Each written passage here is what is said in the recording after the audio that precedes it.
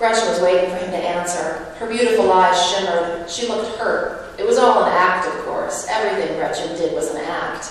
Yes, Archie said. She opened her eyes and slid him a slow, wicked look and whispered, "But you still haven't fucked her." Archie stopped breathing. "That's it," Henry said. Archie heard the door of the infirmary open and male voices and the smack of footsteps against the linoleum. "Archie," Henry warned.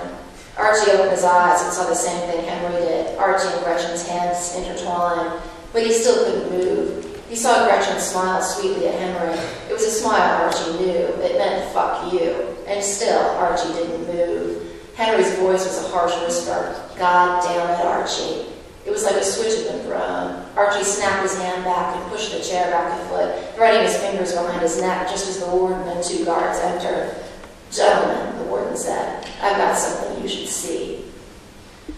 Henry waited until Archie and the others had cleared the curtain on their way out of the room. Then he lifted himself off the wall he'd been leaning against and took a step toward the bed. "It's funny," he said to Gretchen, "how he beat the shit out of you and somehow didn't touch your face."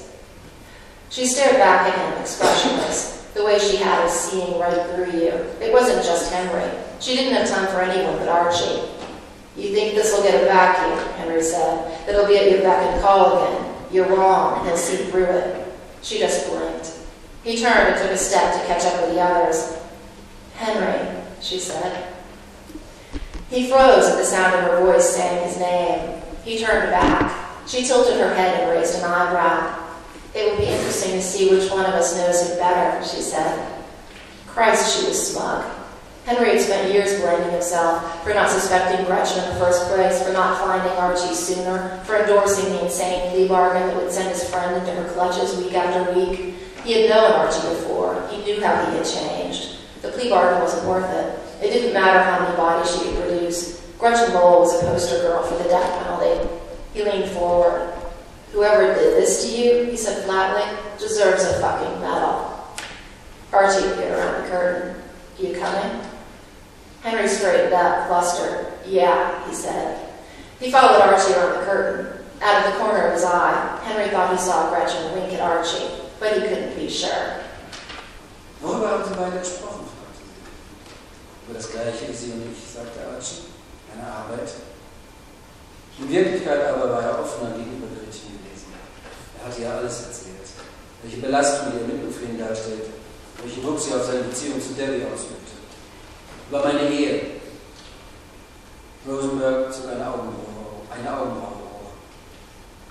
Es muss sehr verstörend gewesen sein, als sie erkannten, dass sie alle diese persönlichen Gedanken einer Mörderin erzählt haben.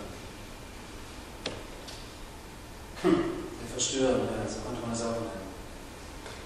Das Komische war, dass es damals nett gewesen war, jemanden zu haben, mit dem er reden konnte. Zu schade nur, dass sie zum Spaß Leute in Stücke schnitt. Sie war eine gute Zuhörerin, sagte Archie.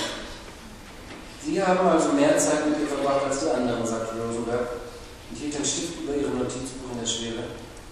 Ja, sagte Archie, ich denke schon. Wo hatten Sie Ihre Sitzungen? Fragte sie. Archie hob die Hand und streckte sie im Kreis. Hier drin. Rosenberg setzte sich auf und sah sich in ihrem häuslichen Arbeitszimmer um.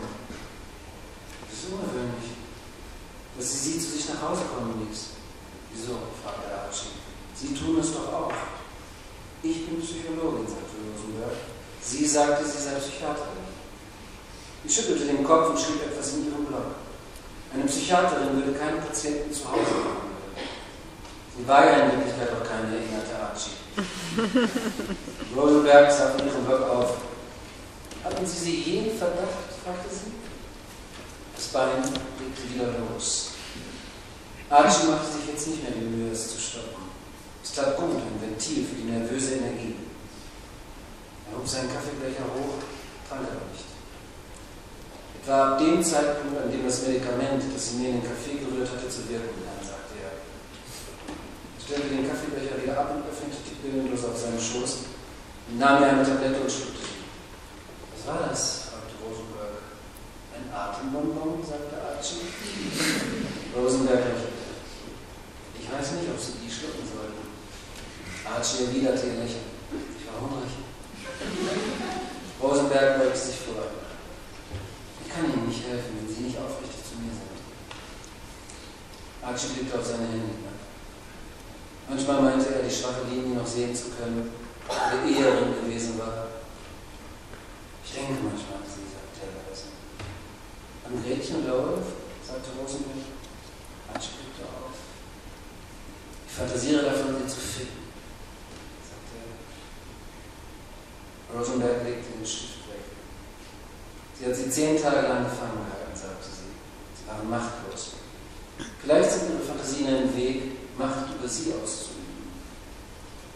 Sie ist also vollkommen gesund? Fragte Archie. Das ist verständlich, erwiderte Rosenberg. Ich habe nicht gesagt, dass es gesund ist. Sie streckte die Hand aus und legte sie auf Archies Unterarm. Sie trug Ringe an allen Fingern.